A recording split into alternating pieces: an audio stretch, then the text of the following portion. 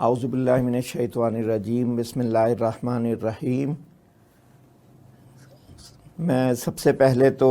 شریعہ academy بین الاقوامی اسلامی university اسلام آباد کے منتظمین کو اس مفید کورس کے اجرا پر مبارکباد پیش کرنا چاہتا ہوں اور شکریہ ادا کرتا ہوں کہ انہوں نے اس موضوع پر گفتگو کے لیے مجھے دعوت دی۔ آج کا ہمارا جو موضوع ہے وہ ہے تکافل، اس کا تصور اور اس کے مختلف ماڈلز جو مختلف خطوں میں رائج ہیں۔ جیسا کہ آپ کے علم میں ہے کہ تکافل انشورنس کے متبادل کے طور پر پیش کیا گیا ہے۔ آج کی گفتگو میں ہم جن نکات پر بات کریں گے اس میں سب سے پہلے انشورنس کا تعارف پیش کیا جائے گا کہ انشورنس کیا ہے اور اس کی ضرورت کیوں پیش آتی ہے۔ پھر ہم یہ دیکھیں گے کہ مروجہ انشورنس میں شرعی نقطہ نظر سے کیا خرابیاں اور خامیاں ہیں جس کی وجہ سے علماء اور اسکالرز نے اس کو ناجائز کہا ہے۔ پھر اس کے بعد جو اس کا اسلامی متبادل پیش کیا گیا ہے جس کو تکافل کے نام سے جانا جاتا ہے، اس کے بارے میں گفتگو ہوگی۔ اور پھر ہم مختلف جو ماڈلز ہیں تکافل کے جو مختلف اسلامی مملکتوں میں رائج ہیں ان کا مختصر تعارف پیش کیا جائے گا، اور اس میں بالخصوص جو ماڈل پاکستان میں استعمال ہوتا ہے اس کی بارے میں تفصیلاً گفتگو ہوگی۔ اور آخر میں ہم یہ دیکھیں گے کہ کیا تکافل مروجہ انشورنس سے مختلف ہے یا نہیں، اور اگر ہے تو اس میں کہاں کہاں بنیادی طور پر فرق ہیں۔ تو ہم گفتگو کا آغاز کرتے ہیں انشورنس کے تعارف سے۔ انشورنس کے بارے میں ہم جانتے ہیں کہ یہ ایک معاہدہ ہے کہ جو انسان اپنے آپ کو خطرات سے محفوظ کرنے کے لیے یا جو مالی نقصانات اس کو درپیش آتے ہیں ان کا ازالہ کرنے کے لیے استعمال کرتا ہے۔ اس کی ضرورت یوں پیش آتی ہے جیسا کہ ہم جانتے ہیں کہ ہر انسان اپنی زندگی میں مختلف نوعیت کے خطرات کا سامنا کرتا ہے۔ یہ خطرات اس کی اپنی جان سے متعلق بھی ہو سکتے ہیں اور اس کے مال و اسباب سے متعلق بھی ہو سکتے ہیں۔ ایک انسان جو ابھی بظاہر صحت مند ہے، کچھ پتہ نہیں کہ وہ اگلے چند دنوں بعد زندہ بھی رہے گا یا نہیں، اور اس کے بعد اس کے پیچھے جو گھر کے افراد ہیں، اس کے زیر کفالت افراد ہیں، ان کا گزارا کس طرح ہوگا، یہ خطرہ اس کو لاحق ہوتا ہے۔ اسی طرح مختلف اس کا مثلا اس کے پاس گاڑی ہے، اسے یہ خدشہ ہوتا ہے کہ یہ کہیں گاڑی چوری نہ ہو جائے یا ایکسیڈنٹ میں بری طرح متاثر نہ ہو جائے،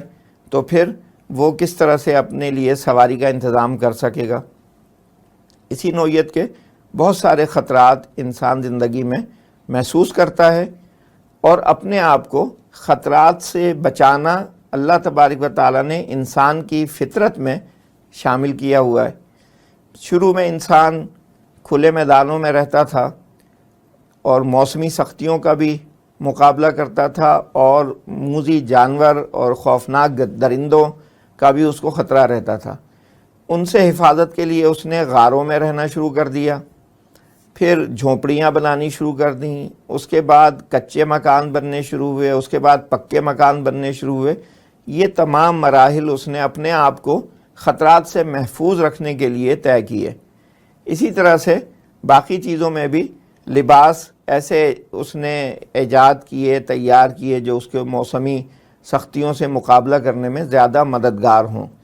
تو غرض یہ ہے کہ یہ اس کی فطرت میں ہے، باقی تمام مخلوقات سے ہٹتے ہوئے، کہ وہ اپنے آپ کو خطرات سے بچانے کے لیے مختلف تدبیریں سوچتا رہتا ہے اور ان کو اختیار کرتا ہے۔ انشورنس بھی ایک ایسی ہی تدبیر ہے کہ جو موجودہ وقت میں انسانوں نے تیار کی، اور وہ اپنے آپ کو خطرات سے محفوظ رکھنے کے لیے یا خطرات کے نقصان کو کم سے کم کرنے کے لیے استعمال کرتا ہے۔ اس کی جو تعریف بیان کی جاتی ہے کہ insurance is an economic device whereby an individual substitutes a small certain cost for a large uncertain financial loss that would exist if it were not for the insurance. یعنی ایک انسان تھوڑی سی رقم جسے پریمیم کہا جاتا ہے انشورنس کمپنی کو دے کر ایک بڑے نقصان کے خلاف وہ یہ ضمانت حاصل کرتا ہے کہ اگر وہ نقصان واقع ہوا تو اسے انشورنس کمپنی پورا کرے گی، اور اگر وہ انشورنس نہ کرائے تو اسے وہ نقصان خود برداشت کرنا پڑے گا۔ مثال کے طور پر اگر ایک شخص نے گاڑی خریدی ہے اور وہ انشورنس کمپنی سے رابطہ کرتا ہے اس کا بیمہ کرانے کے لیے، انشورنس کمپنی کہتی ہے کہ آپ کی گاڑی مثلاً 10 لاکھ کی ہے، آپ 30,000 روپے مجھے دیں 1 سال کے لیے،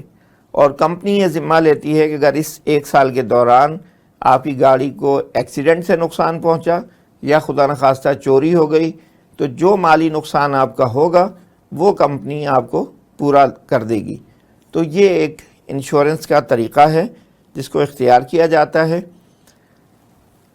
اس کے بارے میں بہت گفتگو ہوئی اور اس پہ بہت آرٹیکلز اور کتابیں تحریر کی گئیں، یہ سیمینارز کا بھی موضوع بنا کہ کیا مروجہ انشورنس، جسے کمرشل انشورنس بھی کہا جاتا ہے، تجارتی بیمہ کہا جاتا ہے، یہ شرعاً جائز ہے یا نہیں۔ بہت سارے بحث و تمہیز کے بعد جو میجورٹی ویو ہے وہ یہ ہے کہ یہ شرعاً جائز نہیں ہے، کیونکہ اس میں بہت سارے ایسے عناصر پائے جاتے ہیں کہ جو شریعت کے لحاظ سے حرام ہیں، ممنوع ہیں یا ناپسندیدہ ہیں۔ ان ممنوع عناصر میں جو اہم ہیں وہ ہے کہ اس میں ربا کا عنصر پایا جاتا ہے، اس میں قمار سے مشابہت پائی جاتی ہے، اس کے اندر غرر کا پہلو پایا جاتا ہے، اس میں اکل المال بالباطل کا عنصر بھی پایا جاتا ہے، اور لائف انشورنس کی صورت میں اس میں جو اسلام کا قانون وراثت ہے اس کی بھی خلاف ورزی پائی جاتی ہے۔ تو یہ بڑے بڑے اعتراضات تھے جو انشورنس کے خلاف پیش کیے گئے، اور ان کی موجودگی کی وجہ سے یہ رائے سامنے آئی کہ انشورنس اپنی موجودہ شکل میں شریعت کے لحاظ سے ناجائز ہے اور ناقابل قبول ہے۔ چند اہم ادارے جنہوں نے یہ رائے پیش کی ان میں مثلاً جامعہ ازہر کا ادارہ ہے ادارۃ البحوث الاسلامیہ یا اسلامک ریسرچ انسٹیٹیوٹ، سعودی عرب کی ہیئت الکبار العلماء السعودیہ یعنی کونسل آف گرینڈ علماء آف سعودی عربیہ، اسلامک فقہ اکیڈمی آف رابطہ عالم اسلامی، المجلس الفقی of OIC، council of Islamic ideology Pakistan, مجلس تحقیقات شریعہ لکھنؤ انڈیا۔ تو ان اداروں میں انشورنس کی شرعی حیثیت کے بارے میں اجلاس ہوئے، اس پہ غور و خوض ہوا، اور اس کے بعد قراردادوں کی صورت میں یہ بات سامنے لائی گئی کہ یہ ادارے اس بات پر متفق ہیں کہ انشورنس اپنی موجودہ شکل میں شرعاً ناجائز ہے۔ اگرچہ ہم دیکھتے ہیں کہ اب بھی بعض اسکالرز انفرادی طور پر یہ رائے پیش کرتے ہیں کہ ان کے خیال میں انشورنس میں کوئی قباحت نہیں ہے اور یہ شرعاً درست ہے، لیکن انفرادی آراء کے مقابلے میں اجتماعی آراء ہمیشہ زیادہ اہم ہوتی ہیں، زیادہ وقت رکھنے والی ہوتی ہیں، ان کے پیچھے زیادہ دلائل ہوتے ہیں، تو اس لیے اجتماعی آراء کو فوقیت دی جائے گی انفرادی آراء کے اوپر۔ تو ہم یہ کہیں گے کہ مجموعی رائے یہی ہے کہ انشورنس اپنی موجودہ شکل میں شریعت کے خلاف ہے اور اس کا استعمال مسلمانوں کے لیے جائز نہیں ہے۔ اب ہم دیکھیں کہ یہ عناصر کس طرح انشورنس کانٹریکٹ میں پائے جاتے ہیں، اس کی وضاحت اس ڈائیگرام کی مدد سے کرنے کی کوشش کی گئی ہے۔ جیسا ہم جانتے ہیں کہ انشورنس کی 2 میجر ٹائپس ہیں، ایک جنرل انشورنس کہلاتی ہے اور ایک لائف انشورنس کہلاتی ہے۔ جنرل انشورنس مال و اسباب اور ذمہ داریوں کے حوالے سے ہوتی ہے، اور لائف انشورنس انسان کی اپنی زندگی سے متعلق ہوتی ہے۔ جنرل انشورنس کا کانٹریکٹ بالعموم شارٹ ٹرم کانٹریکٹ ہوتا ہے، اور یہ چند گھنٹوں سے لے کر زیادہ سے زیادہ 1 سال کے لیے ہوتا ہے۔ مثال کے طور پر اگر کوئی شخص ہوائی جہاز میں سفر کر رہا ہے تو ہوائی کمپنی جو ہے وہ اس کی انشورنس کراتی ہے، اور جتنی دیر وہ سفر میں رہتا ہے وہ انشورڈ ہوتا ہے، اور اس انشورنس کی رقم ٹکٹ کے اندر شامل ہوتی ہے۔ اگر خدا نخواستہ کوئی حادثہ پیش آ جائے اور اس حادثے کے نتیجے میں اس مسافر کی موت واقع ہو جائے تو انشورنس کمپنی اس کے لواحقین کو معاوضہ دینے کی پابند ہوگی۔ تو یہ چند گھنٹوں کی انشورنس ہوتی ہے، لیکن اس کے علاوہ عموماً جو ہیں، جیسے مثلا ہم گاڑی کی انشورنس کرائیں، اپنے گھر کی انشورنس کرائیں، تو یہ چیزیں 1 سال کے لیے ہوتی ہیں۔ اس کے برعکس life insurance long term contract ہوتا ہے، یہ 5 سال سے لے کے 30-35 سال تک بھی ہو سکتا ہے۔ اس کا تعین کمپنی جو ہے فرد کی عمر کو دیکھتے ہوئے اور اس کے صحت کی کیفیت کو دیکھتے ہوئے کرتی ہے کہ کسی فرد کو زیادہ سے زیادہ کتنی مدت کے لیے لائف انشورنس کی پالیسی دی جا سکتی ہے۔ تو یہ بنیادی فرق ہیں دونوں طرح کی پالیسیوں کے اندر۔ تو ہم دیکھیں کہ جنرل انشورنس میں کمپنی پریمیم تو ایڈوانس میں معاہدہ جس وقت دستخط ہوتا ہے اسی وقت وصول کر لیتی ہے، اس کے بعد ہی پالیسی ایکٹیو ہوتی ہے۔ تو پریمیم کے حوالے سے کوئی غرر، کوئی انسرٹنٹی نہیں پائی جاتی، لیکن کمپنسیشن جو معاوضہ کمپنی کو ادا کرنا ہے نقصان ہونے کی صورت میں، وہ غیر حتمی اور غیر متعین ہوتا ہے۔ اس میں یہ نہیں معلوم ہوتا کہ یہ معاوضہ دیا بھی جائے گا یا نہیں، اس لیے کہ اس کا انحصار اس بات پر ہوتا ہے کہ نقصان ہوا یا نہیں ہوا۔ اگر نقصان نہیں ہوا تو کوئی معاوضہ نہیں دیا جائے گا، اور اگر نقصان ہوا تو جتنی مقدار نقصان کی ہے اتنا معاوضہ دیا جائے گا۔ تو اس لحاظ سے کمپنسیشن کی سائٹ پہ غیر یقینی پن یا غرر پایا جاتا ہے، اور اس میں بھی ہے کہ غرر یعنی کمپنسیشن دی جائے گی یا نہیں، اور اس بات میں بھی غرر ہے کہ کتنی کمپنسیشن دی جائے گی، مدت کے حوالے سے بھی ہے کہ کب دی جائے گی۔ تو یہ ساری چیزیں غیر حتمی اور غیر متعین ہیں۔ تو اس لحاظ سے اس پہلو سے غرر کا ایلیمنٹ انشورنس کانٹریکٹ میں جنرل انشورنس کی نوعیت میں پایا جاتا ہے۔ لائف انشورنس میں ہم دیکھیں تو کمپنسیشن متعین ہوتی ہے۔ جب ایک شخص ایک پالیسی لینا چاہتا ہے تو اس میں یہ بات طے ہو جاتی ہے کہ کتنی رقم کی پالیسی ہے، یہ 10 لاکھ کی ہے، 15 لاکھ کی ہے، 20 لاکھ کی ہے، ایک رقم کا تعین ہو جاتا ہے۔ تو یہاں پہ غرر کا پہلو نہیں ہوتا، لیکن اس میں جو غرر پایا جاتا ہے وہ پریمیم کی سائٹ پہ پایا جاتا ہے، جنہیں اقساط کہا جاتا ہے انشورنس کی، یا انسٹالمنٹ کہا جاتا ہے۔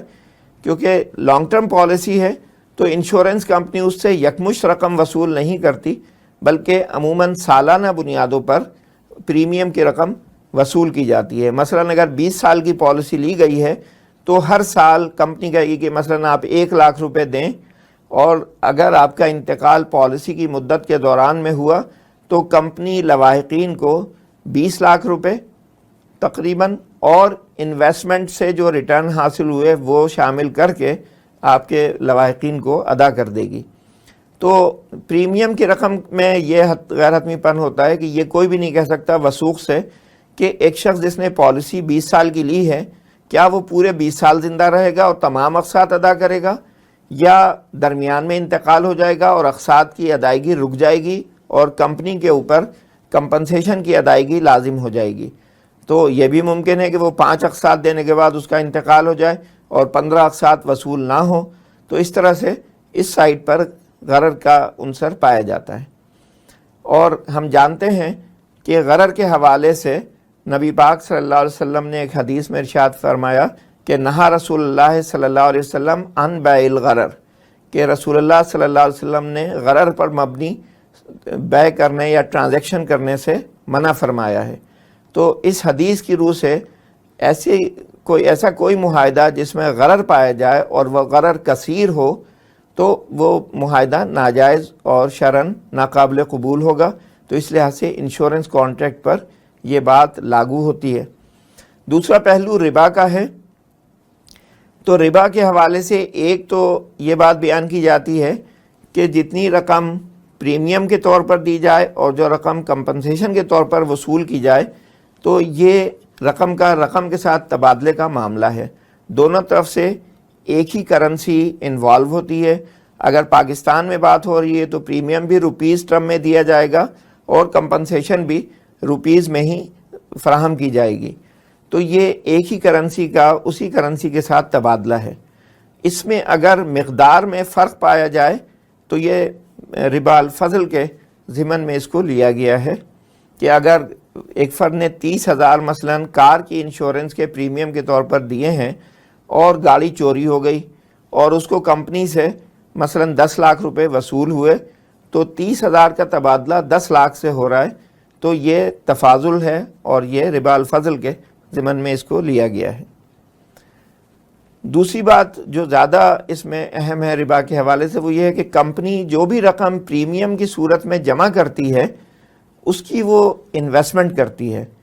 اور بالعموم یہ انویسٹمنٹ سودی سرمایہ کاری کی شکل میں ہوتی ہے. عموماً انشورنس کمپنیاں اس سے جو گورنمنٹ سیکیورٹیز ہیں سرکاری تمسکات ہیں وہ خرید لیتی ہے اور اس پر سود وصول کرتی ہے. اسی طرح سے بینکوں میں لانگ ٹرم ڈپازٹ میں پیسے رکھ دیے جاتے ہیں اور اس پر سود کمایا جاتا ہے. اسی طرح سے کارپوریشنز کے بانڈ خریدے جاتے ہیں اور ان پر سود کمایا جاتا ہے. تو عموماً انویسٹمنٹ سودی بنیاد پر ہوتی ہے اور اس پر سود کمایا جاتا ہے اور یہ کمپنی کی آمدن کا ذریعہ بھی ہوتا ہے اور افراد کو نقصان کا ازالہ دینے کے لیے بھی کمپنی اس کو استعمال کرتی ہے. تو اس میں ربا کی دونوں اقسام پائی جاتی ہیں اور ہم سب جانتے ہیں کہ اللہ تبارک و تعالیٰ نے واضح طور پر فرمایا ہے کہ وَأَحَلَّ اللَّهُ الْبَيْعَ وَحَرَّمَ الرِّبَا کہ اللہ تعالیٰ نے بیع کو حلال کیا ہے اور ربا کو حرام کیا ہے. تو ربا کی موجودگی کی وجہ سے یہ معاہدہ بھی شرعاً ناجائز ہو جاتا ہے. تیسرا پہلو اس میں قمار کا ہے کہ جس طرح قمار میں ایک شخص ایک چانس لیتا ہے کچھ رقم وہ ادا کرتا ہے اور اس بات پہ وہ ایک خطرہ مول لیتا ہے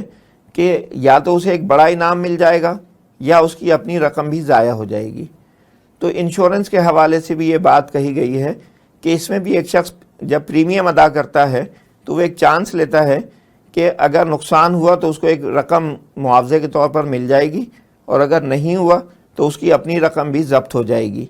تو یہ اگرچہ ایک مشابہت ہے لیکن ہم اسے بیع ہی نہیں کہہ سکتے کہ یہ قمار کا معاملہ ہے لیکن اس میں ایک نوعیت کی مشابہت پائی جاتی ہے. تیسرا پہلو چوتھا جو ہے وہ اکل المال بالباطل کا کہا گیا ہے اور اس کی نوعیت یہ بیان کی گئی ہے کہ مثلا جنرل انشورنس ہے شخص نے پریمیم ادا کیا ہے اور کوئی نقصان واقع نہیں ہوا تو وہ رقم کمپنی رکھ لیتی ہے اور واپس نہیں کرتی. تو یہ کہا گیا ہے کہ وہ اس کے عوض میں کوئی چیز کمپنی نہیں دے رہی اس وجہ سے وہ اس مال کا رکھ لینا اکل المال بالباطل کی تعریف میں آئے گا. جو معیدین ہیں انشورنس کے وہ یہ کہتے ہیں کہ کمپنی ایک سینس آف سیکیورٹی پرووائڈ کرتی ہے احساس تحفظ فراہم کرتی ہے اور انشورنس کراتے ہی ایک فرد خود کو اس بات سے محفوظ سمجھنے لگتا ہے کہ اگر نقصان واقع ہوا تو وہ نقصان کمپنی پورا کر دے گی. تو پریمیم جو ہے وہ اس احساس تحفظ کی قیمت ہے. لیکن جو لوگ انشورنس کے خلاف رائے رکھتے ہیں ان کی دلیل یہ ہے کہ یہ احساس تحفظ ایک قابل فروخت چیز نہیں ہے. یہ کوئی ایسی چیز نہیں ہے کہ جس کے عوض میں کوئی معاوضہ وصول کیا جائے. تو اس وجہ سے یہ بات کہنا درست نہیں ہے اور یہ اکل المال بالباطل کی حیثیت یہاں پر بیان کی گئی ہے. اسی طرح لائف انشورنس میں جب اگر کسی فرد کا انتقال ہو جاتا ہے تو اسلام کے قانون وراثت کے روح سے جو بھی چیزیں اس کا ترکے میں ہوتی ہیں وہ تمام ورثاء کا حق ہوتی ہیں. لیکن لائف انشورنس میں پوری پالیسی کی رقم اس فرد کے نامینیٹڈ جو بھی فرد ہوتا ہے اس کو ادا کر دی جاتی ہے, باقی ورثاء کو اس میں اگنور کیا جاتا ہے. تو یہ بھی قانون وراثت کی خلاف ورزی اس میں پائی جاتی ہے. تو ان بنیادوں پر یہ بات طے کی گئی کہ انشورنس اپنی موجودہ شکل میں ایک ناجائز معاہدہ ہے شرعاً اور اس کو مسلمانوں کے لیے اختیار کرنا درست نہیں ہے. انہی فقہی اداروں نے ساتھ یہ بات بھی کہی کہ اگر کوئی اسکیم تکافل باہمی اور باہمی تعاون کی بنیاد پر شروع کی جائے تو وہ اس کا اسلامی متبادل بن سکتی ہے، اور اس اسکیم میں یہ خرابیاں نہیں پائی جانی چاہیے جو مروجہ انشورنس میں ہیں، یعنی اس میں غرر کا پہلو نہ ہو، اس میں ربا نہ ہو، اس میں اکل المال بالباطل نہ ہو، اس میں قانون وراثت کی خلاف ورزی نہ ہو، تو پھر وہ ایک جائز طریقہ بن سکتا ہے۔ اس لیے کہ انشورنس آج کی دنیا میں ایک ناگزیر ضرورت بھی ہے، ہر فرد کے لیے تو نہیں، لیکن وہ افراد جو بڑے پیمانے پر کوئی کاروباری سرگرمی سر انجام دیتے ہیں، یا ان کا امپورٹ ایکسپورٹ کا کاروبار ہوتا ہے، باہر اشیاء بھیجنی ہوتی ہیں یا باہر سے منگانی ہوتی ہیں، تو ان کے لیے قانوناً بھی لازم ہوتا ہے کہ وہ انشورنس کرائیں، اور اگر قانوناً نہ بھی ہو تو وہ ان کی اتنی رقم کسی ایک معاملے میں انوالو ہوتی ہے کہ نقصان ہونے کی صورت میں ان کے لیے اس کو برداشت کرنا ناممکن ہوتا ہے۔ تو اس بنیاد پہ علماء نے یہ ضروری سمجھا کہ اس کے اسلامی متبادل پر غور کیا جائے، اور اگر کوئی ممکنہ متبادل ہو تو وہ سامنے لایا جائے۔ تو وہ متبادل تکافل کی صورت میں سامنے لایا گیا، اور جو آج الحمدللہ مختلف اسلامی ملکوں میں رائج ہے۔ اس وقت کم و بیش 350 تکافل کمپنیاں 47 ملکوں میں کام کر رہی ہیں۔ پھر تکافل کمپنیز کو اپنے نقصانات سے بچاؤ کے لیے ایک اگلے مرحلے کے تکافل کی ضرورت ہوتی ہے، جسے ری تکافل کہا جاتا ہے۔ جب یہ تکافل کا کام شروع ہوا تو ری تکافل کمپنیز موجود نہیں تھیں، اور شریعہ بورڈز نے ان کی اس ضرورت کو محسوس کرتے ہوئے ان کو اجازت دی تھی کہ جب تک ری تکافل کمپنیز وجود میں نہ آ جائیں تو وہ کنونشنل ری انشورنس کمپنیز سے ہی ری انشورنس کرا سکتی ہیں، اس لیے کہ جب تک ری انشورنس ارینجمنٹس یا ری تکافل ارینجمنٹس نہ دکھائے جائیں ان کمپنیوں کو کام کرنے کے لیے لائسنس جاری نہیں ہوتا۔ تو اس ضرورت کو پورا کرنے کے لیے ابتدائی عرصے میں ان کو اجازت دی گئی تھی کہ وہ ری انشورنس کرا لیا کریں، لیکن الحمدللہ اب 10 ری تکافل کمپنیز وجود میں آ چکی ہیں، اور 6 بڑی کنونشنل ری انشورنس کمپنیز نے ری تکافل ونڈوز کا آغاز کر دیا ہے تاکہ وہ تکافل کمپنیز کے ساتھ بزنس کر سکیں۔ تو اب وہ دشواری بھی دور ہو چکی ہے کہ جو ری تکافل کمپنیز کی موجود نہ ہونے کی وجہ سے تکافل کمپنیز کو پیش آتی تھی۔ لفظ تکافل جو ہے یہ عربی لفظ ہے، اور یہ لفظ کفالہ سے ڈرائیو کیا گیا ہے۔ کفالت کا لفظ ہم اردو میں بھی استعمال کرتے ہیں، اور اس کا مطلب ہوتا ہے گارنٹی دینا یا کسی کا ذمہ لینا۔ جیسے ایک ہم کہتے ہیں کہ فلاں فرد اس کے زیر کفالت ہے، یعنی اگر ایک چھوٹا بچہ ہے، اس کے والدین نہیں ہیں، کوئی اور شخص اس کا ذمہ لے لے کہ اس کے تمام جو زندگی کے اخراجات ہیں وہ پورے کرے گا،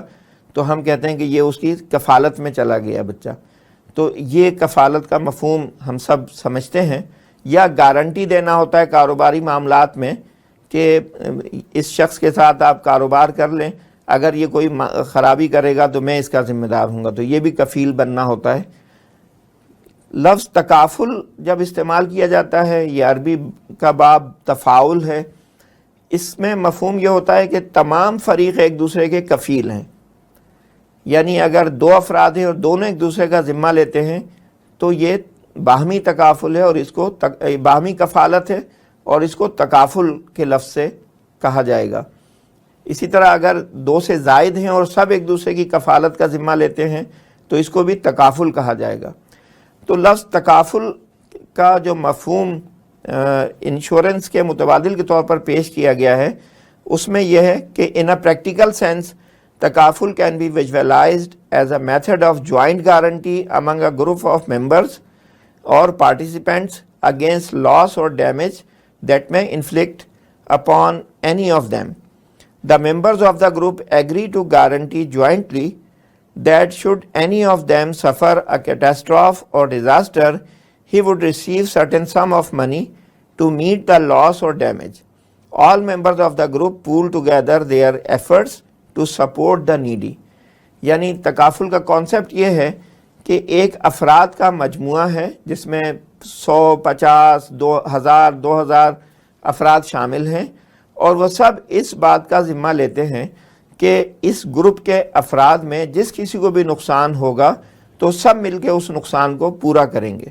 تو یہ ایک جوائنٹ گارنٹی کی صورت ہے اور یہ تکافل کے لفظ کو ظاہر کرتا ہے. اس میں ایک بات سمجھنے کی ہے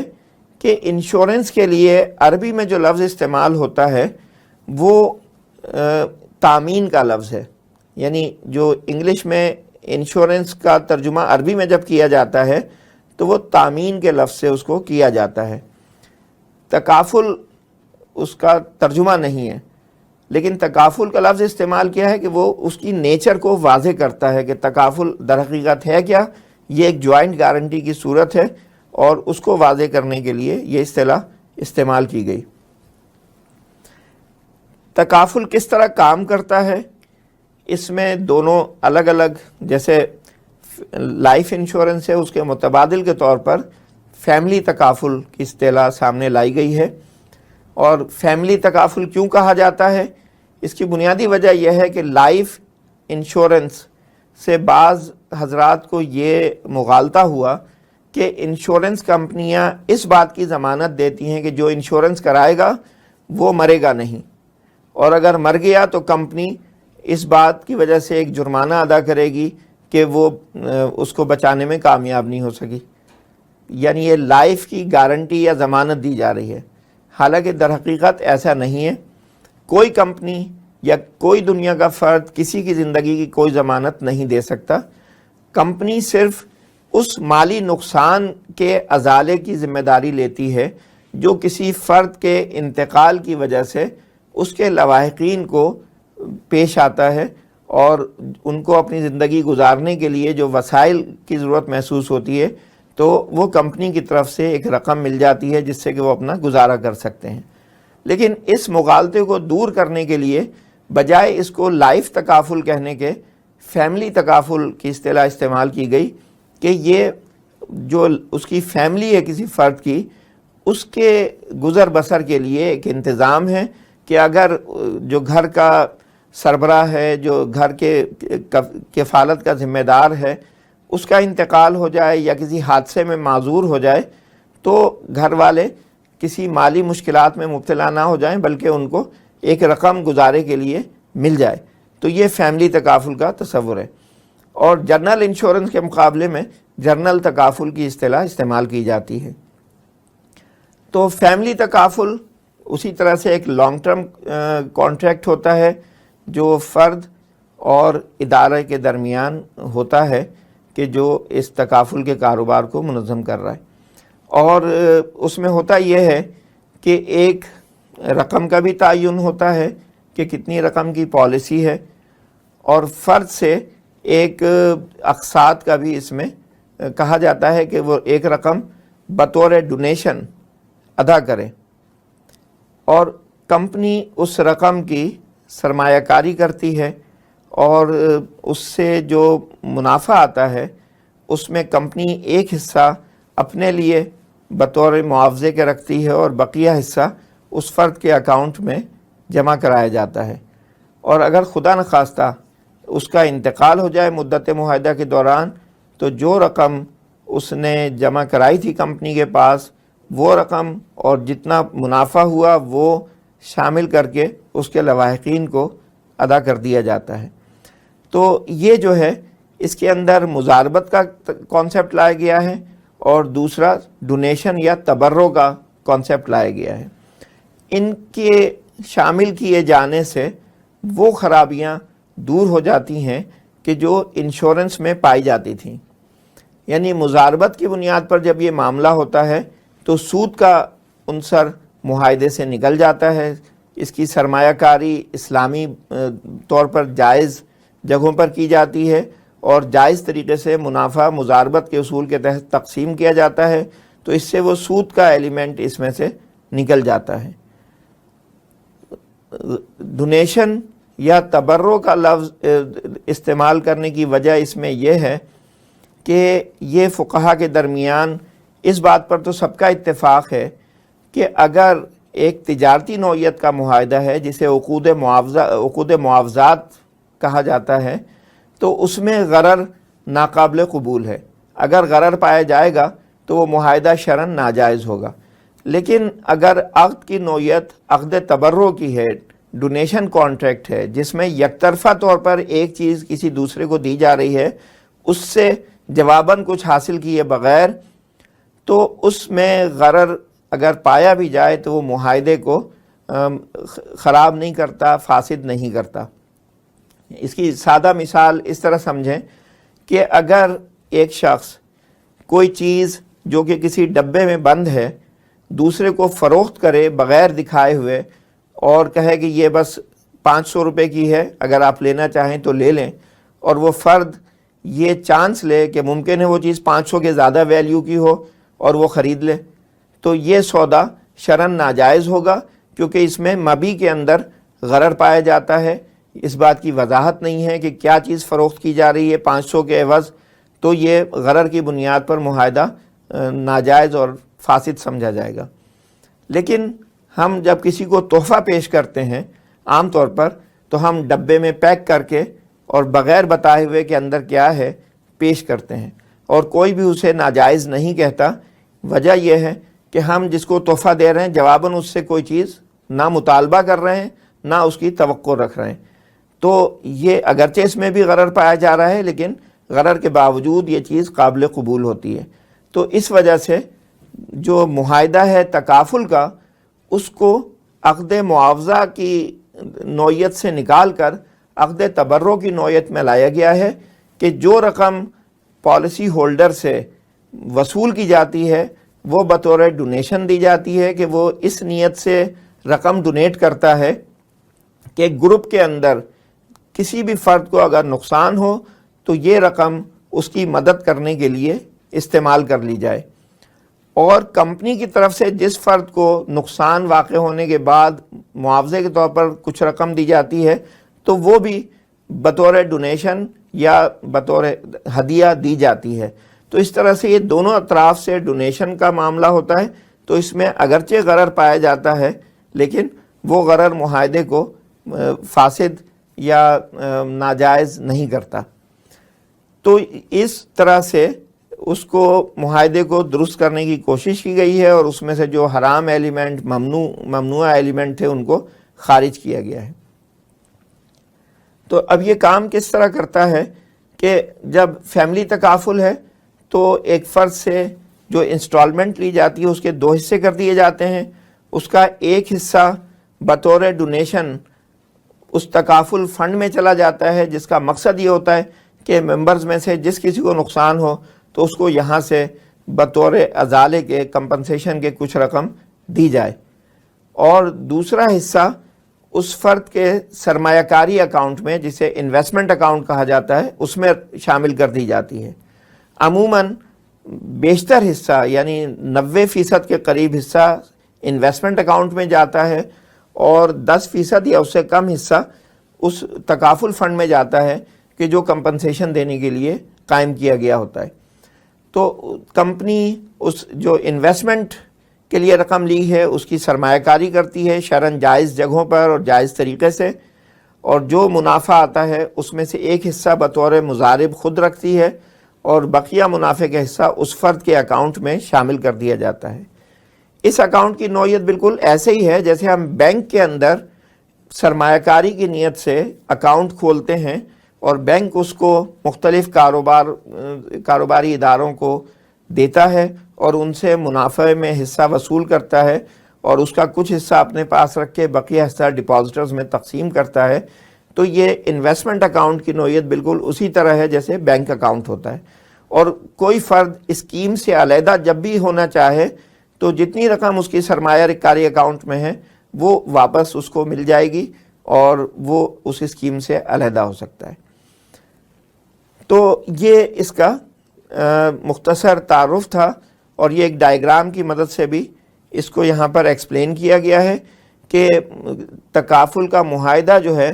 کمپنی اور پارٹیسپینٹ کے درمیان واقع ہوتا ہے اور یہ معاہدہ مزاربت کی بنیاد پر ہوتا ہے. یہ ابتدائی جو ماڈل تھا یہ مزاربہ ماڈل کہلاتا ہے اور ملیشیا سے اس کا آغاز ہوا تو اس وجہ سے اس کو ملیشین ماڈل بھی کہا جاتا ہے. تو پارٹیسپینٹ اس کو کچھ رقم بطور ڈونیشن ادا کرتا ہے اور یہ رقم دو حصوں میں تقسیم ہو جاتی ہے. پی اے سے مراد ہے پارٹیسپینٹ اکاؤنٹ جو اس کا انویسٹمنٹ اکاؤنٹ ہوتا ہے, اور پی ایس اے یعنی پارٹیسپینٹ اسپیشل اکاؤنٹ, یعنی یہ وہ تکافل فنڈ ہے کہ جو اس غرض سے قائم کیا گیا ہے کہ ممبران میں سے جس کسی کو نقصان ہو اس کو نقصان کا ازالہ یہاں سے کر دیا جائے. تو یہ دونوں اکاؤنٹ حساب کے کتاب کے لیے علیحدہ علیحدہ درج کیے جاتے ہیں, لیکن آگے ان کو ایک ہی جگہ شامل رکھا جاتا ہے سرمایہ کاری کی غرض سے, اور کمپنی اس رقم کی سرمایہ کاری کرتی ہے بطور مضارب, اور اس انویسٹمنٹ سے جو پروفٹ آتا ہے اس کے 3 حصے ہو جاتے ہیں. ایک حصہ کمپنی بطور مضارب منافع میں سے وصول کرتی ہے, دوسرا حصہ وہ ہے کہ جو اگر کمپنی نے اپنا سرمایہ بھی انویسٹمنٹ میں شامل کیا تھا تو اس کے سرمایہ کے تناسب سے منافع میں سے اس کو حصہ مل جاتا ہے, اور تیسرا حصہ پارٹیسپینٹ کے لیے ہوتا ہے, اور جو حصہ ایک انفرادی طور پر کسی پارٹیسپینٹ کا متعین ہوتا ہے وہ اس کے دونوں اکاؤنٹس پی اے اور پی ایس اے میں اسی تناسب سے شامل کر دیا جاتا ہے جس تناسب سے اس کی انیشیل انسٹالمنٹ یا ڈونیشن کو تقسیم کیا گیا تھا. یعنی اگر 90% اور 10% کا تناسب تھا تو پروفٹ بھی 90% اور 10% کے تناسب سے اس کے رسپیکٹیو اکاؤنٹس میں شامل کر دیا جائے گا. تو اس طرح سے یہ دونوں اکاؤنٹس گرو کرتے ہیں. اگر خدا نخواستہ فرد کا انتقال ہو جائے تو جو کچھ رقم پی اے میں دستیاب تھی وہ ساری کی ساری رقم, جس میں اس کی اپنی جمع شدہ رقم بھی اور اس پر حاصل ہونے والا منافع دونوں شامل ہیں, وہ اس کے لواحقین کو دے دیا جاتا ہے, اور پی ایس اے سے ایک رقم بطور گفٹ دی جاتی ہے, اور اس کا اصول یہ ہوتا ہے کہ ابھی جتنی اقساط میچورٹی تک جمع کرانی باقی ہیں اس کے برابر رقم پی ایس اے سے ادا کی جائے گی. مثال کے طور پر اگر ایک شخص نے 5 اقساط 1 لاکھ کی جمع کرائی ہیں اور 15 اقساط ابھی مزید دینی تھی اسے, اور اس کا 5 سال بعد انتقال ہو گیا, تو پی اے میں جو کچھ رقم ہے وہ پوری مل جائے گی, اور پی ایس اے سے 15 سال کی جو اقساط تھیں یعنی 15 لاکھ روپے کے برابر رقم بطور گفٹ کے دے دی جائے گی. تو یہ تو تھا کہ افراد کا کس طرح معاملہ ہوتا ہے. باقی کمپنی کا دیکھیں تو کمپنی کی آمدن کے ذرائع 2 ہیں کہ ایک تو اس کو مضارب کے طور پر جو رقم منافع میں سے ملی, اور دوسرا یہ ہے کہ اپنا سرمایہ انویسٹ کرنے سے جو پروفٹ میں حصہ ملا یہ اس کی آمدن ہے. اس میں سے کمپنی اپنے ایڈمنسٹریٹو اخراجات یعنی ملازمین کی تنخواہیں, بلڈنگوں کے کرائے, گاڑیوں کے خرچے وغیرہ یہ چیزیں جو اس کے ذاتی اخراجات ہیں وہ برداشت کرتی ہے, اور یہ اخراجات منہا کرنے کے بعد جو رقم بچتی ہے وہ پروفٹ جو شیئر ہولڈرز ہیں ان کے لیے پروفٹ ہوتا ہے. تو اس طرح سے یہ فیملی تکافل کا ماڈل کام کرتا ہے. دوسرا جو ہے جنرل تکافل. جنرل تکافل کا معاملہ نسبتاً آسان ہے کیونکہ یہ شارٹ ٹرم معاہدہ ہوتا ہے, تو اس کے اندر سرمایہ کاری کے مواقع نہیں ہوتے کہ اگر ایک شخص نے چند گھنٹوں یا چند دنوں کے لیے انشورنس کرائی ہے تو اس کی رقم سے کوئی سرمایہ کر کے اس کو ایک میننگ فل منافع ادا کیا جا سکے. تو اس میں وہ پی اے والا اکاؤنٹ نہیں ہوتا, جتنی بھی رقم ہوتی ہے وہ بطور ڈونیشن ہی اس سے وصول کی جاتی ہے, اور جو رقم ہے وہ ایک فنڈ میں شامل کر دی جاتی ہے جسے جنرل تکافل فنڈ یا جی ٹی ایف کہا جاتا ہے. کمپنی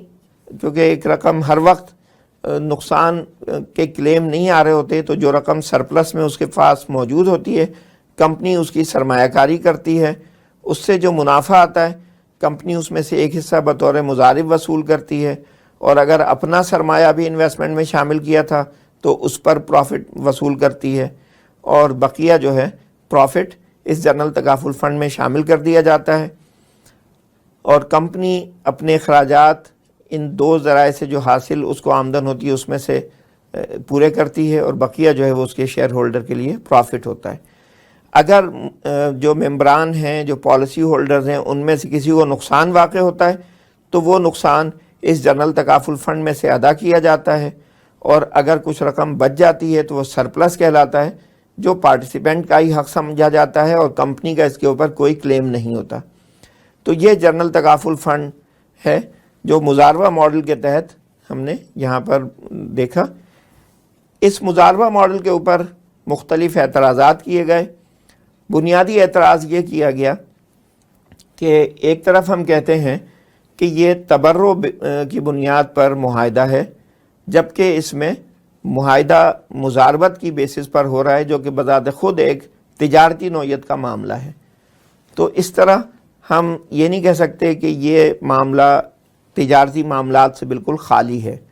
تو اگر تجارتی معاملے کا شبہ پایا جائے گا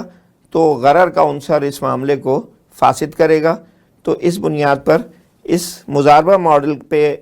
اسکالرز نے اعتراض کیے، اور اس کی جگہ دوسرا تصور لایا گیا جسے وکالہ ماڈل کہتے ہیں۔ اس وکالہ ماڈل کے اندر مزاربت کے تصور کو وکالہ سے ریپلیس کیا گیا ہے۔ وکالہ ہم سب جانتے ہیں کہ ایجنسی ایگریمنٹ کو کہتے ہیں کہ کوئی فرد کسی دوسرے فرد کو اپنے کسی کام کو سر انجام دینے کے لیے اس کی خدمات حاصل کرے، اور یہ خدمات معاوضے کے عوض بھی ہو سکتی ہیں اور بلا معاوضہ بھی ہو سکتی ہیں۔ تو اس تکافل ماڈل میں وکالہ کی بنیاد پر جب کیا جاتا ہے تو نوعیت یہ ہوتی ہے کہ جو پارٹیسپینٹس ہیں وہ تکافل کمپنی کو اپنا وکیل نامزد کرتے ہیں اس سارے تکافل بزنس کو سر انجام دینے کے لیے، اور اس کا معاوضہ ایک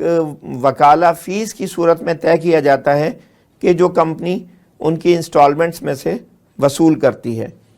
تو اس سے وہ مزاربہ کے جو کانٹریکٹ پر اعتراض تھے وہ رفع ہو جاتے ہیں، اور باقی معاملات اسی طرح سے ہیں جیسے ہم نے مزاربہ ماڈل میں پڑھے تھے اور تفصیلات ہم نے ڈسکس کی۔ لیکن اس کے اندر وکالہ ماڈل پر بھی جب پاکستان میں نظریاتی کونسل نے غور کیا یا بعد میں مختلف علماء نے اس پر اجلاس منعقد کر کے ان ماڈلز کو ڈسکس کیا، تو انہوں نے محسوس کیا کہ یہ وکالہ ماڈل بھی پوری طرح اعتراضات سے خالی نہیں ہے۔ چند اعتراضات اس پر ابھی بھی برقرار ہیں جن کا تذکرہ یہاں سلائیڈ میں موجود ہے۔ تو ان کو دیکھتے ہوئے یہ محسوس کیا گیا کہ اس میں مزید بہتری کی ضرورت ہے۔ بنیادی اعتراضات جو اٹھائے گئے وہ ایک بات یہ تھی کہ جو تکافل فنڈ ہے اس کے بارے میں سابقہ دو ماڈلز میں یہ بات کہی گئی کہ وہ پارٹیسپینٹس کی اجتماعی ملکیت میں ہوتا ہے۔ انفرادی ملکیت سے تو رقم وہ نکل جاتی ہے جو وہ بطور ڈونیشن دیتے ہیں، لیکن وہ فنڈ ان کی کلیکٹیو اونرشپ میں آ جاتا ہے۔ تو اگر وہ فنڈ ان کی کلیکٹیو اونرشپ میں بھی ہو تو اس میں سوال یہ اٹھتا ہے کہ اس کی زکوٰۃ کی ادائیگی کا معاملہ کیا ہوگا، کون ادا کرے گا؟ اور دوسرا یہ ہے کہ اگر کسی پارٹیسپینٹ کا انتقال ہوتا ہے تو جتنی رقم اس نے دی تھی اس فنڈ کے اندر اور وہ اجتماعی ملکیت میں ہے تو اصولاً وہ رقم ان کے ورثاء کو واپس ملنی چاہیے۔ ایک اور پہلو اس میں یہ کہا گیا کہ اگر پارٹیسپینٹس اس فنڈ کے مالک ہیں، چاہے اجتماعی طور پر ہی صحیح، اور اس فنڈ کے ذریعے کاروباری سرگرمیاں سر انجام دی جا رہی ہیں، تو پھر یہ کہنا غلط ہوگا کہ کاروباری معاملات سے پارٹیسپینٹس کا کوئی تعلق نہیں ہے۔ تو ان اعتراضات کی روشنی میں یہاں یہ تجویز کیا گیا کہ ایسا انتظام ہونا چاہیے کہ پارٹیسپینٹس ان کاروباری معاملات سے بالکل علیحدہ ہو جائیں جو کمپنی سر انجام دیتی ہے، اور اس کے لیے وقف کے ادارے کو درمیان میں شامل کرنے کی تجویز آئی۔ ہم سب جانتے ہیں کہ وقف ایک اسلامی تصور ہے کہ جس میں کوئی فرد اپنی کوئی قیمتی چیز، قیمتی اثاثہ اللہ تعالیٰ کی رضامندی حاصل کرنے کے لیے کسی خیر کے کام کے لیے مخصوص کر دیتا ہے۔ مثال کے طور پر اگر کسی فرد کے پاس ایک زمین کا ٹکڑا ہے اور وہ کہے کہ میں یہ زمین وقف کرتا ہوں اس بات کے لیے کہ اس پہ مسجد بنائی جائے جس میں لوگ آ کے نماز ادا کریں اور قرآن مجید کی تعلیم کا سلسلہ ہو، تو یہ زمین اب اس کی ملکیت سے نکل جائے گی اور وہ اللہ تعالیٰ کی ملکیت میں چلی جائے گی، اور اب اس زمین پر سوائے مسجد کے تعمیر کرنے کے اور کوئی کام نہیں کیا جا سکتا۔ اسی طرح کسی اور ویلفیئر کے مقصد سے، مثال کے طور پر ایک شخص کہتا ہے کہ یہ میرا ایک مکان ہے جو میں اس بات کے لیے وقف کرتا ہوں کہ اس میں ایک دینی ادارہ کام کرے، اس میں دینی علوم پڑھائے جائیں اور لوگ وہ علم حاصل کریں، تو وہ ادارہ، وہ مکان وقف ہو جائے گا اور اس میں وہی سرگرمی سر انجام دی جائے گی جس کے لیے اسے مخصوص کیا گیا۔ تو یہ وقف کا تصور اسلام میں بہت قدیم ہے اور بہت شروع سے نبی پاک صلی اللہ علیہ وسلم نے بھی اوقاف قائم کیے۔ صحابہ اکرام کے بارے میں کہا جاتا ہے کہ شاید ہی کوئی صحابی ہوں جنہوں نے وقف نہ کیا ہو، اور اس کے بعد بھی ہر زمانے میں مسلمان اوقاف قائم کرتے رہے مختلف ضروریات اور دینی مقاصد کے تحت۔ تو وقف کے ادارے کے اندر یہ اہلیت پائی جاتی ہے کہ وہ جو قانونی معاملات ہیں، معاہدات ہیں، اس میں فریق بن سکتا ہے، اور بہت ساری وہ چیزیں جو عام انسان سر انجام دیتے ہیں وہ وقف کے ادارے سے بھی سر انجام دی جا سکتی ہیں۔ تو اس بنیاد پر وقف کے ادارے کو درمیان میں شامل کیا گیا۔ وقف کے بارے میں یہ ہے کہ واقف کی ملکیت سے وہ چیز نکل جاتی ہے، لیکن اگر وہ چاہے تو اس کا انتظام خود بھی اپنے ہاتھ میں رکھ سکتا ہے یا کسی اور فرد یا گروپ کے حوالے بھی کر سکتا ہے، اور جو بھی شرائط واقف طے کرتا ہے وقف کا انتظام و انصرام انہی شرائط کے مطابق سر انجام دیا جاتا ہے اور ان کو پوری طرح سے آبزرو کیا جاتا ہے۔ اس کے لیے ایک شرعی قاعدہ بیان کیا جاتا ہے کہ شرط الواقف کا نص شارع، کہ واقف کی شرائط کو ویسے ہی اہمیت دی جائے گی اور اس کو اسی طرح سے عمل کیا جائے گا جیسے کہ کسی نص پہ عمل کیا جاتا ہے، الا یہ کہ کوئی شرط شریعت کے بنیادی اصولوں سے ٹکرانے والی ہو تو اس کو شامل نہیں کیا جائے گا، لیکن اگر شریعت کے مطابق ہوں تو ان شرائط کو ضرور عمل میں لایا جائے گا۔ تو وقف کا ادارہ قائم کرنے سے وہ جو مسائل تھے جو مضاربہ اور وکالہ ماڈل میں پائے جاتے تھے وہ دور ہو گئے، اور پاکستان کے اندر جتنی بھی تکافل کمپنیز ہیں وہ وقف وکالہ ماڈل کی بنیاد پر کام کر رہی ہیں۔ یہ کام کس طرح ہوتا ہے کہ ہم دیکھیں کہ ابتداً کمپنی جو اس کے پاس شیئر ہولڈر فنڈ ہوتا ہے، جو اس کے شیئر ہولڈرز نے رقم پہلے کمپنی قائم کرتے ہوئے جمع کرائی ہوتی ہے، اس میں سے کچھ رقم ڈونیٹ کی جاتی ہے وقف کے کریشن کے لیے۔ یہ رقم کچھ بھی ہو سکتی ہے جس کا شریعہ بورڈ تعین کرتا ہے۔ پاکستان کے اندر عموماً 5 لاکھ کی رقم سے وقف قائم کیا گیا ہے، یعنی وقف کی رجسٹریشن کا ایک علیحدہ قانونی پروسیجر ہوتا ہے، اور اس کے لیے وہ سارا طریقہ کار اختیار کیا جاتا ہے۔ اس کے لیے وقف ڈیڈ تیار کی جاتی ہے جس کے اندر تفصیلات ہوتی ہیں کہ یہ وقف کن مقاصد کے لیے قائم کیا جا رہا ہے، اس کے بینیفیشیریز کون ہوں گے، اس کے ٹرسٹیز کون ہوں گے جو اس کا انتظام و انصرام کریں گے، ان کے جو اہداف ہیں وہ کس طرح سے حاصل کیے جائیں گے، یہ ساری تفصیلات اس وقف ڈیڈ کے اندر دی جاتی ہے۔ تو اب ایک الگ ادارہ جو کہ کمپنی سے مختلف ہوتا ہے وجود میں آ جاتا ہے۔ اب جو پارٹیسپینٹس ہیں وہ ڈونیشن دے کے اس وقف کے ممبر بنتے ہیں۔ اس وقف کا بنیادی مقصد یہ ہوتا ہے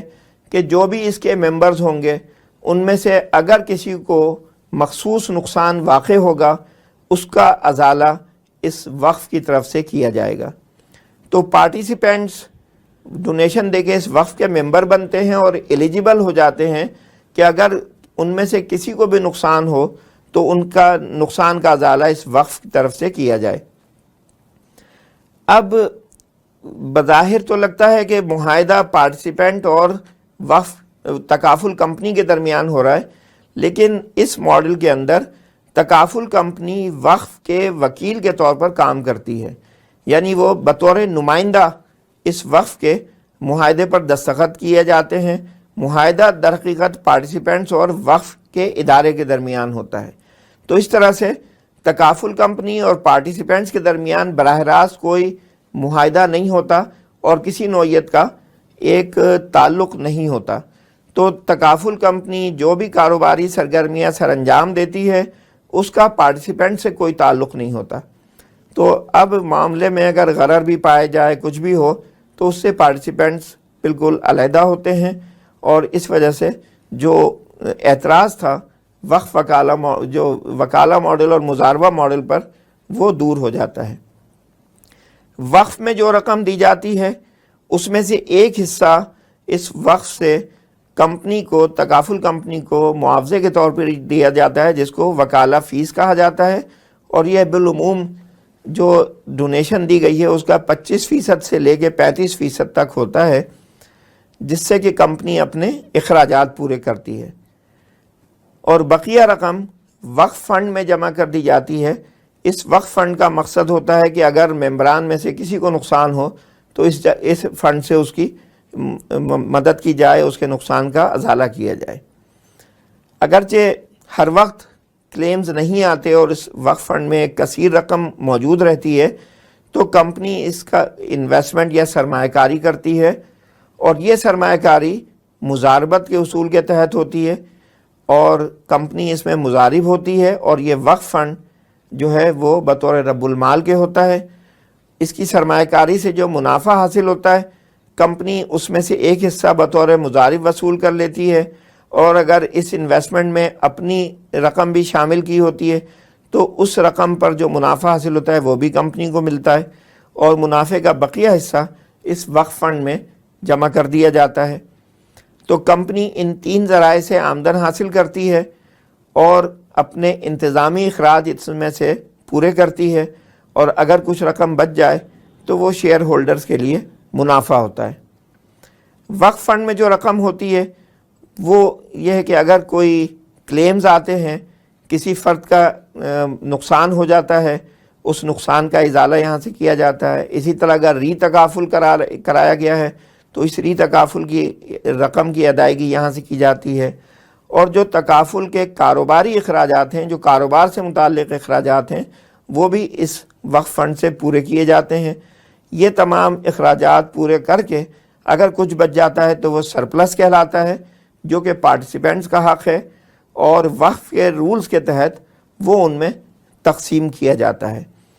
تو یہ وقف ماڈل ہے، اور اس کے اندر وہ دونوں جو اعتراضات تھے جو مضاربہ اور وکالہ ماڈل پر اٹھائے گئے تھے علماء کی طرف سے، کہ پہلی بات کہ پارٹیسپینٹس اور تکافل کمپنی کے درمیان ایک معاہدہ ہونا، اور دوسری بات اس تکافل فنڈ کی اجتماعی ملکیت پارٹیسپینٹس کی ہونا. تو یہ دونوں اعتراضات اس ماڈل میں دور ہو جاتے ہیں. اس میں پارٹیسپینٹس کا معاہدہ وقف کے ادارے کے ساتھ ہوتا ہے، کمپنی کے ساتھ نہیں ہوتا. اور دوسری بات یہ ہے کہ جو تکافل فنڈ ہے وہ وقف کی ملکیت ہے، پارٹیسپینٹس یا کمپنی کی ملکیت نہیں ہوتا. تو اس طرح سے وہ دونوں اعتراضات دور ہو جاتے ہیں، اور اس سے ہم کہہ سکتے ہیں کہ یہ ماڈل بہت سارے وہ اعتراضات جو یا تو انشورنس پر اٹھائے گئے تھے یا مضاربہ اور وکالہ ماڈل پر اٹھائے گئے تھے ان سے یہ ماڈل محفوظ ہے، اور اس لحاظ سے شرعاً یہ زیادہ تسلی بخش ہے، اور اس کے مطابق تکافل کی پالیسی لینا شرعاً جائز ہے. اور جو شخص بھی اپنی کاروباری ضروریات یا ذاتی ضروریات کے تحت یہ معاہدہ کرنا چاہے تو علماء کی طرف سے یہ کہا گیا ہے کہ وہ تکافل کو استعمال کر سکتے ہیں. انشورنس سے بچنا بہتر ہے، اور تکافل کو اختیار کرنا ان کے لیے زیادہ بہتر طریقہ ہے. اب بعض لوگ یہ کہتے ہیں کہ اگر ہم دیکھیں تو بظاہر تو کوئی فرق نہیں لگتا، تکافل بھی اسی طرح کام کرتا ہے جیسے کہ انشورنس. اگر ہم انشورنس سے گاڑی کا بیمہ کرائیں اس میں بھی ہمیں ایک رقم دینی ہوتی ہے، اور جب گاڑی اگر ڈیمیج ہو جائے ایکسیڈنٹ میں یا چوری ہو جائے تو ہمیں کمپنی سے ایک رقم ازالے کے طور پر مل جاتی ہے. تکافل میں بھی یہی ہوتا ہے. تو فرق تو کیا ہوا؟ اسی طرح لائف انشورنس اور فیملی تکافل میں بھی لوگ کہتے ہیں کہ بظاہر تو کوئی فرق نہیں نظر آتا، لیکن اگر ہم دیکھیں تو بہت بنیادی فرق موجود ہیں. سب سے اہم بات تو ہے کہ معاہدے کی نوعیت. انشورنس میں جو معاہدہ ہے وہ پالیسی ہولڈر اور انشورنس کمپنی کے درمیان ہوتا ہے، اور یہ کمرشل نیچر کا یعنی عقد معاوضہ ہوتا ہے کہ فرد پریمیم ادا کرتا ہے اس بنیاد پر کہ اگر اس کو نقصان ہو تو کمپنی اس کے نقصان کا ازالہ کرے گی، اور کمپنی قانوناً پابند ہوتی ہے کہ وہ اس کا ازالہ کرے۔ تو یہ ایک کاروباری نوعیت کا معاہدہ ہوتا ہے، جبکہ تکافل میں معاہدے کی نوعیت مختلف ہے۔ پارٹیسپینٹ کچھ رقم کمپنی کو بطور تبرع یا ڈونیشن کے دیتا ہے کہ پارٹیسپینٹس میں سے کسی کو بھی نقصان واقع ہو تو یہ رقم اس کو مدد کرنے کے لیے استعمال ہو۔ اگرچہ اس بات کا احتمال موجود ہے کہ وہ خود بھی نقصان کا شکار ہو سکتا ہے، لیکن اس کا امکان بہت کم ہوتا ہے۔ کمپنی انہی لوگوں کو پالیسی فروخت کرتی ہے کہ جن کے بارے میں اسے یہ لگے کہ ان کا نقصان ہونے کا امکان کم سے کم ہے۔ مثال کے طور پر اگر ایک شخص صحت مند ہے، بظاہر اس کو کوئی بیماری نہیں ہے، اور وہ کمپنی سے لائف انشورنس کرانے جاتا ہے، تو کمپنی اس کا میڈیکل کراتی ہے اور یہ دیکھتی ہے کہ اس کو کوئی موذی مرض لاحق تو نہیں ہے جس سے اس کی جان کو خطرہ ہے۔ تو اگر وہ اس بات کی تسلی کر لیتی ہے جب ہی وہ اس کو لائف انشورنس کی پالیسی فروخت کرتی ہے۔ لیکن اگر ایک فرد ہے جس کو ہارٹ اٹیک ہو چکا ہے، اس کا بائی پاس ہو چکا ہے، اور وہ کمپنی کے پاس لائف انشورنس کرانے جائے تو کمپنی بعض اوقات انکار کر دیتی ہے۔ یا ایک شخص ہے جس کو کینسر ہے اور وہ ایڈوانس اسٹیجز پر ہے، تو کمپنی قطعاً انکار کر دے گی کہ نہیں جی ہم آپ کو انشورنس نہیں دے سکتے۔ کمپنی ایسے ہی لوگوں کو انشورنس دیتی ہے کہ جن کے بارے میں اس کو لگتا ہے کہ ان کا نقصان ہونے کا اندیشہ کم سے کم ہے۔ تو پھر بھی یہ چانس پر مبنی چیز ہے۔ ایک شخص بالکل صحت مند ہے لیکن اچانک اس کی موت واقع ہو جائے، اس کا کوئی ذمہ نہیں لے سکتا، چاہے وہ حادثاتی ہو چاہے وہ قدرتی ہو۔ تو اس لحاظ سے ہم دیکھیں تو جو فرد ایک ڈونیشن کے طور پر رقم دیتا ہے تو 95% سے زیادہ امکان یہ ہوتا ہے کہ وہ رقم دوسروں کی مدد کے لیے استعمال ہو۔ صرف 5% یا اس سے کم احتمال ہے کہ وہ اس کو خود نقصان ہو جائے اور کمپنی کی طرف سے اس کو ازالہ ملے۔ تو یہ ایک ڈونیشن کی نوعیت ہوتی ہے۔ تو عقد کی نوعیت عقد معاوضہ کے بجائے عقد تبرع کی ہے۔ دوسری بات یہ ہے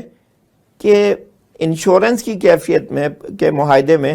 جو بھی رقم دی جاتی ہے وہ انشورنس کمپنی کی ملکیت بن جاتی ہے، اور نقصانات پورے کرنے کے بعد جو بھی رقم بچتی ہے وہ کمپنی کا منافع ہوتی ہے۔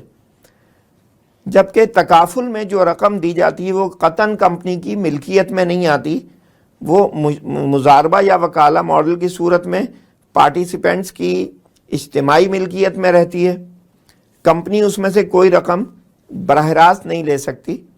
ہاں اس کی سرمایہ کاری کرنے سے